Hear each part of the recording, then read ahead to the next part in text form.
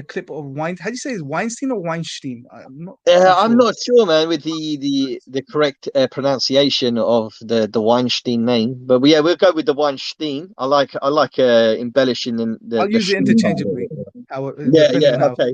Weinstein. Yeah, all right. I'm gonna play it, bro. Let me know if you can hear it, and then we'll just Yeah, go on. I'll get you. Bismillah. I mean, I'm not even a physicist, Joe. So Right. What I'm curious about is like what caused this shift in you to think about UFOs and UFO reports as being credible? Because we're talking theoretically, and you're talking about your understanding of dimensions. Because I thought it was not. I thought it was a smoke screen that we were using to do aerospace engineering projects. I thought it was like Operation Fortitude or Operation Bodyguard. Right. And so it's like, okay, please don't bother me with your sci-fi stories.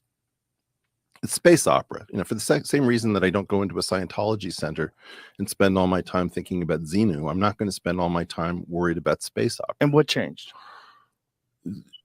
Meeting an enormous number of very sober, very grown-up people who seem to be changed, alter, and believe that this is real.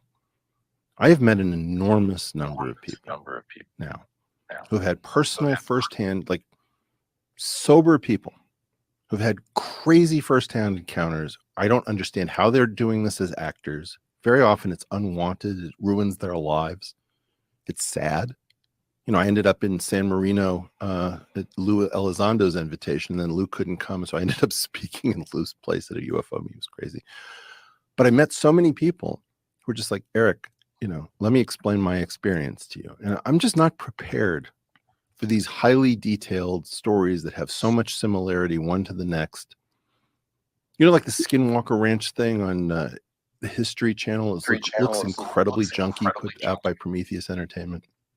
I know Brandon Fugel, the owner of the ranch, and I know Eric Bard. We keep talking via phone.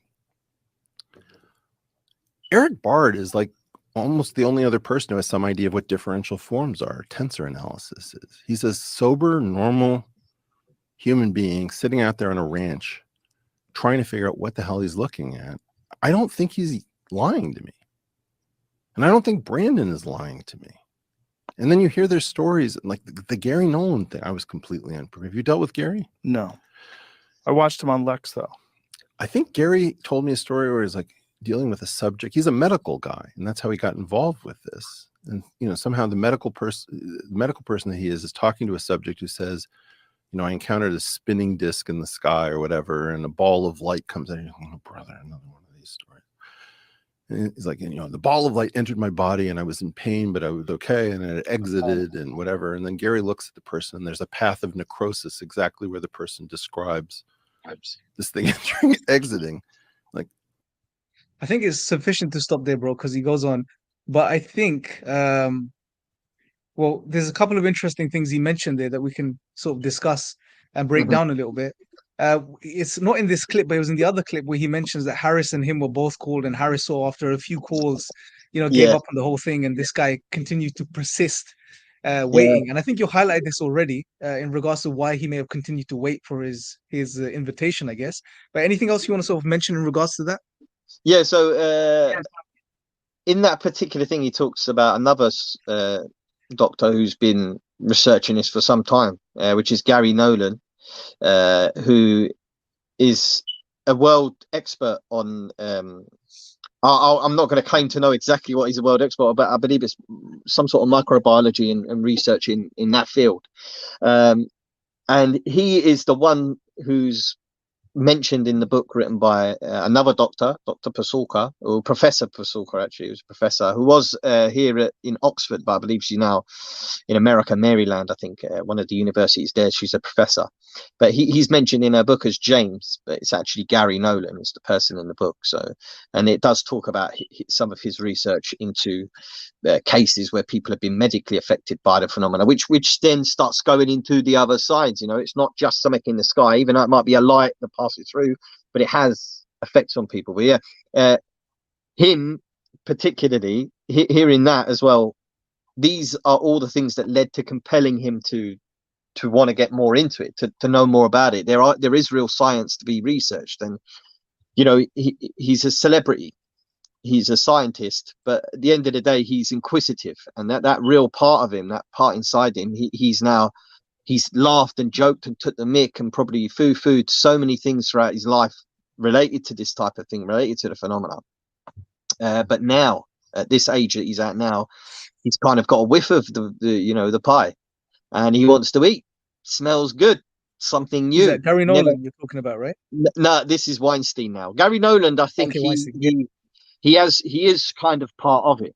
Gary Nolan. I don't know to how deep and to what extent, because there's layers to this. It's kind of like an onion, if you wanna say it. Yeah, a really bitter onion. A lot of people don't get down into the middle. They start biting through, they get through layer 1 or 2, and they can't get further in, and the real stuff, the best stuff, which is the technological part that everybody's desperate to get their hands on to see, is way in there. And I think you have to go through so many hoops.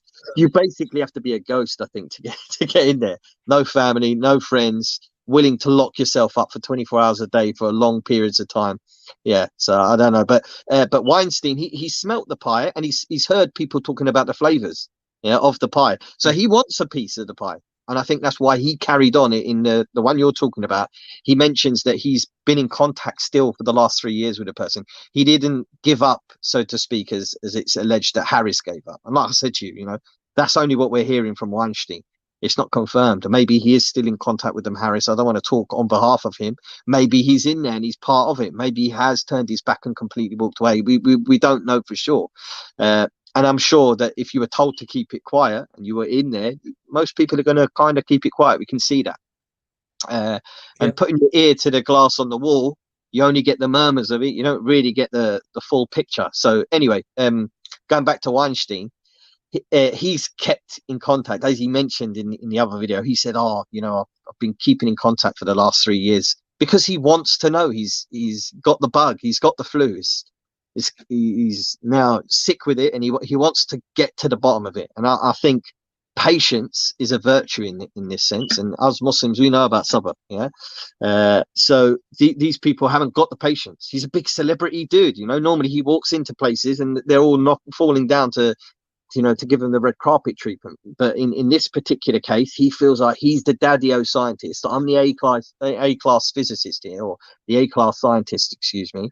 I don't think, is he a physicist? I don't know. I'm not sure. I don't think so. No, yeah, but he's a scientist nonetheless, yeah.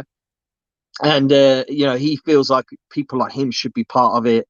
And you've got these B-class, C-class scientists who are there, who shouldn't, don't really know what they're doing. I think in the interview, he even mentions that the best guy they've got working on it is Eric Davis. That shows how ignorant he really is of the topic. You can go and look at Lockheed Martin, for example, or BAE Engineering, 2 companies I'm very, very, very familiar with, and the level of physicists and scientists who hold high positions in those companies, where it's alleged that these things are kept in the private industry, so to avoid the freedom of information. And I wouldn't say those 2 companies in particular, because they're way too smart for that. But I'm just saying, just as an idea, there are scientists there. It's just he feels like, it should be me, really. But I think it's a little. Go on. I was going to say it's a little disheartening for people like him. Eric Davies, man, he's been hanging around like outside wanting to play football for years, bro. And they invited him in. He's probably the type of dude when the ball gets kicked over, he says, I'll get it for you. You run and get it. Yeah, and they don't let him join in. Do you know what I mean? That's a good analogy, man. That puts things into perspective, isn't it? But another thing, I guess, that comes across by this clip is that, well, he's actually, at least from this clip, that he's taking this subject seriously as well now. So it's not just and again, this is another sort of, I would assume, a reductionist type who is all about the scientific data and scientific evidence, and and if a thing does not have that, then that thing is not real or shouldn't be taken seriously. But he's taking this seriously, right?